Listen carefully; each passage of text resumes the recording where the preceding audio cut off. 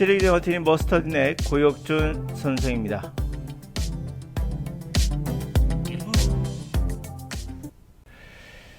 자, 실패를 반복하는 이유가 뭘까요?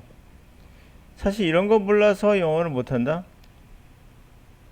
이거 take, hold, grasp 이게 다 잡다란 뜻이잖아요. 근데 각자 약간 뉘앙스가 다르죠. 그때 이 뉘앙스를 몰라서 여러분들이 뉘앙스를 몰라서 영어를 내가 못했다 라고 생각하지는 않으시겠죠. 이거는 제가 어렸을 때부터 존재했던 그런 거예요. 그 뉘앙스. 예를 들면 take는 다 잡다는 뜻인데 낚싯대가 있으면은 낚싯대를 잡고 있어요. 자, 그리고 홀딩 하고 있죠. 제 느낌 아시겠죠? 홀딩이란 말은 움직이지 않고 유지한다는 느낌을 주고 있고, 테이크는 물고기가 잡혔어요. 그럼 이동하겠죠. 그건 테이크예요. 잡고 이동하는 느낌을 갖고 있고요. 그래스프는 꽉 잡는 느낌을 갖고 있죠. 자, 이거 알았어. 역시 이런 걸 내가 알아야 돼 라고 생각하시면 그것은 본질이 아니에요. 그냥 껍데기고요. 이런 건 옛날에도 존재했던 겁니다. 근데 문제는 이것이 지금도 유튜브 상에서 또는 뭐 영어 강의에서 여러분들이 이런 것을 몰라서 영어를 못한다라고 생각하시는 것 같아요. 뭐 go, come 이런 것도 마찬가지죠. 뭐 come 하면 우리가 오다라스카인데 가다라스카도 있고, 그런 것들을 보면서 우리가 뭔가 이상한데 라는 느끼긴 하죠. 그래서 이런 것들을 몰라서 그렇다라고 생각하면 물론 도움이 안 된다는 것은 아니에요. 이런 것은 다 문법에 해당합니다. 이런 것을 문법이라고 생각 안 하시는 분들이 있는 것 같은데요. 문법이에요, 이것도요. 그러니까 컴이든 고든 뭐 그 단어의 이미지가 있고 그것을 알면 나쁘진 않아요. 저 나쁘지 않다고 했습니다. 저도 이런 부분은 강의를 해요. 예, 강의를 하는데 그것은 제가 79 영어에서 제가 일명 생존 문법이라는 걸로 강의합니다. 그러니까 제가 보셨다시피 문법이란 말 하잖아요.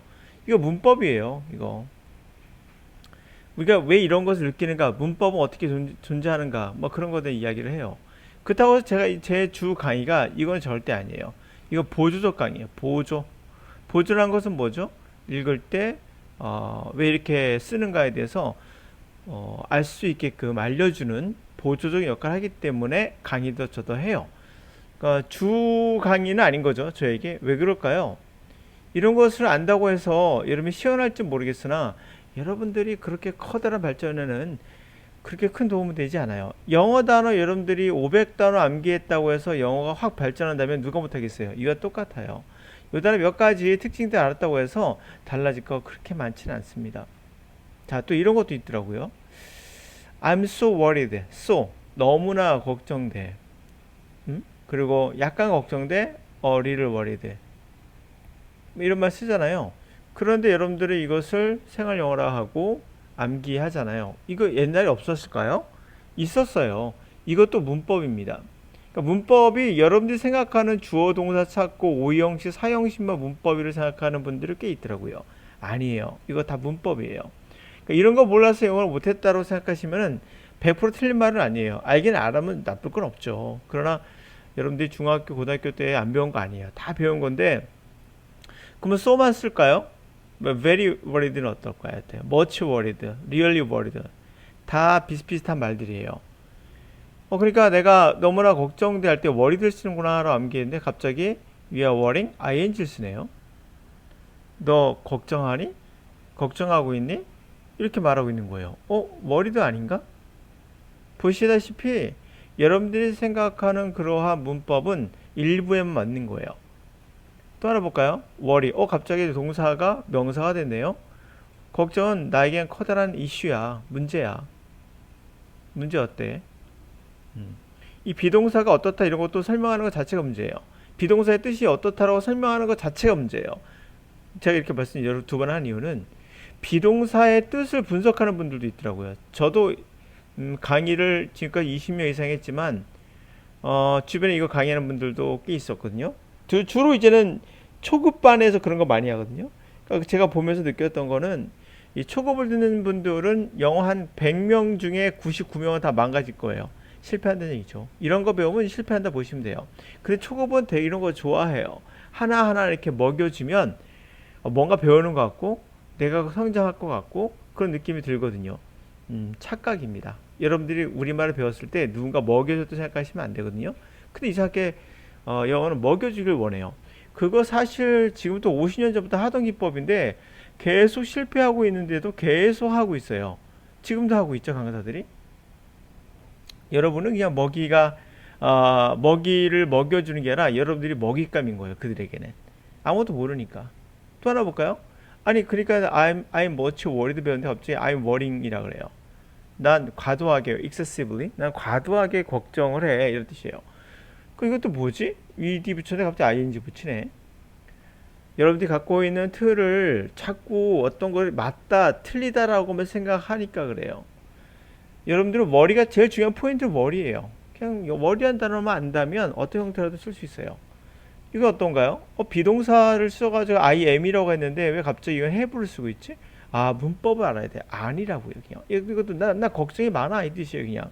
걱정이 많아? 그러면 I much worried도 비슷한 말인가? 비슷한 말은 아니지만 그래도 하여튼간에 의미는 비슷해요. 나는 걱정을 많이 한다 이 뜻이니까요. 어떠세요? 여러분이 생각했던 거가 너무 다르죠? 아니, am이란 단어하고 have가 다른 의미를 갖고 있는데 이건 시제야 하면서 들어가 문법이 되는 거예요. 알아서 나쁠 건 없다고 말씀드렸습니다. 그러나 여러분들이 영어를 포기하는 이유는 이렇게 배우기 때문에 하나하나가 너무 분석하다 보니까 어렵잖아요. 그래서 다 외워야 될 것 같고 다 알아야 될 것 같고 문제 포인트는 다 알아야 할 것 같다라는 거죠.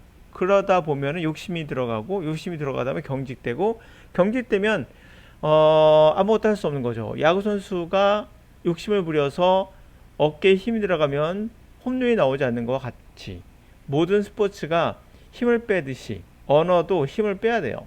근데 힘이 들어갈 수밖에 없죠. 이렇게 가르쳐주는 강사들 때문에. 이건 또 어떤가요?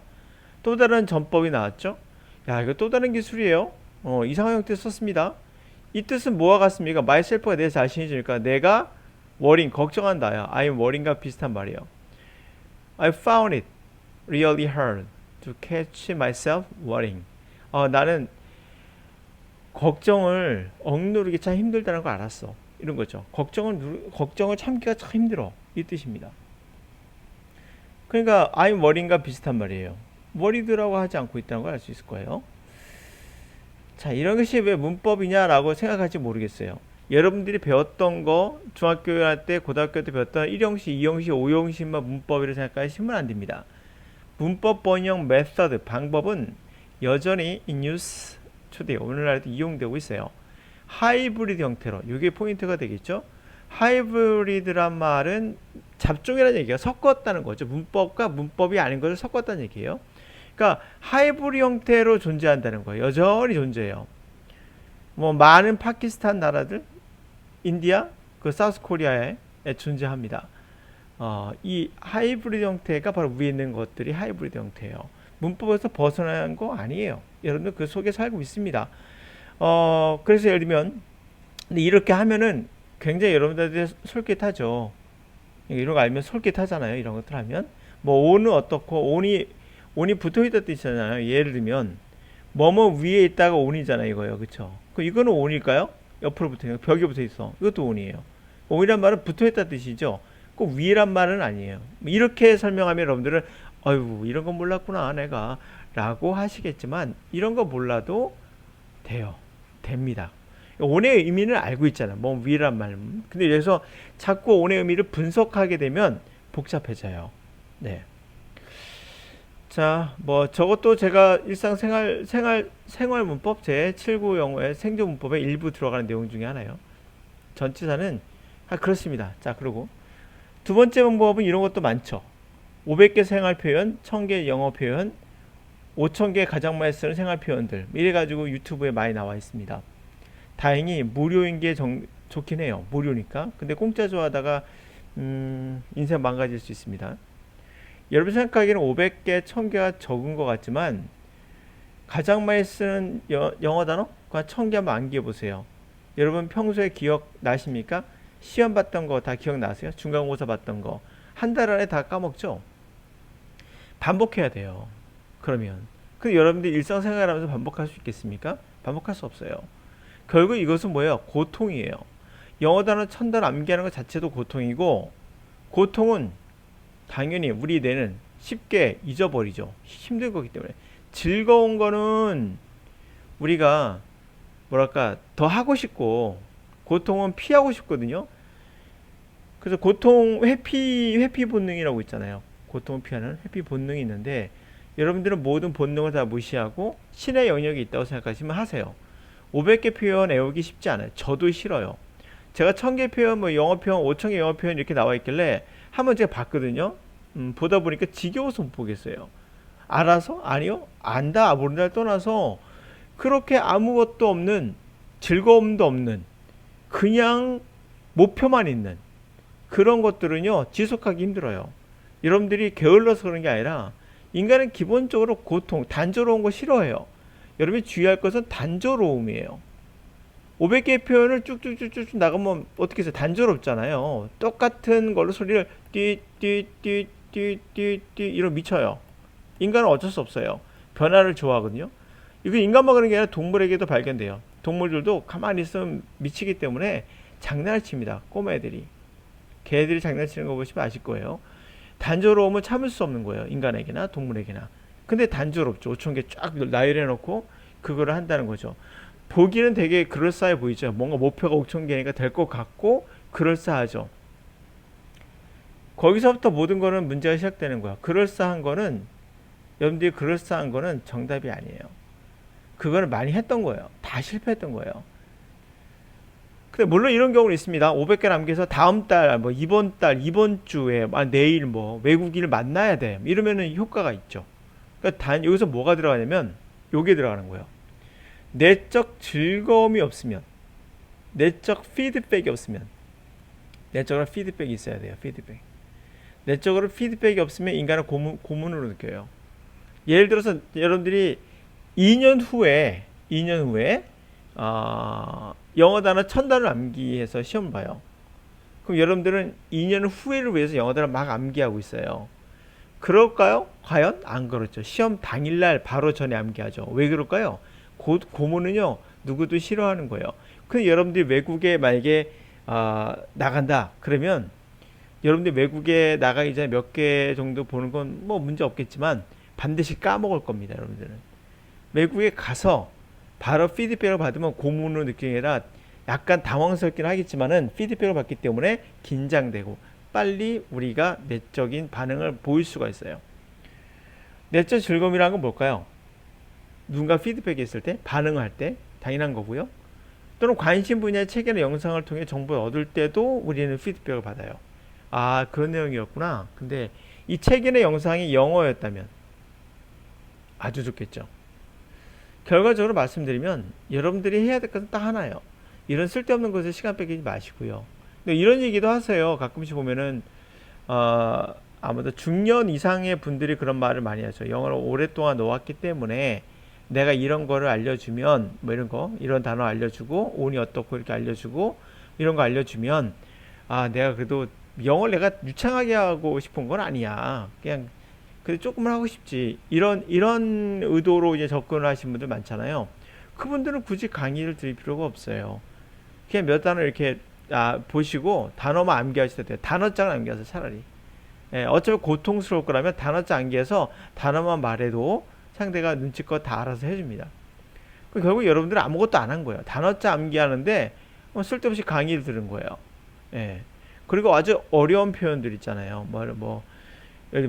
우리가 뭐 할 때 뭔가 set off 이런 거 쓰기도 하고 set out 이런 데로 쓴다. 이 뜻이 어떤 뜻이다. 이렇게 얘기하잖아요.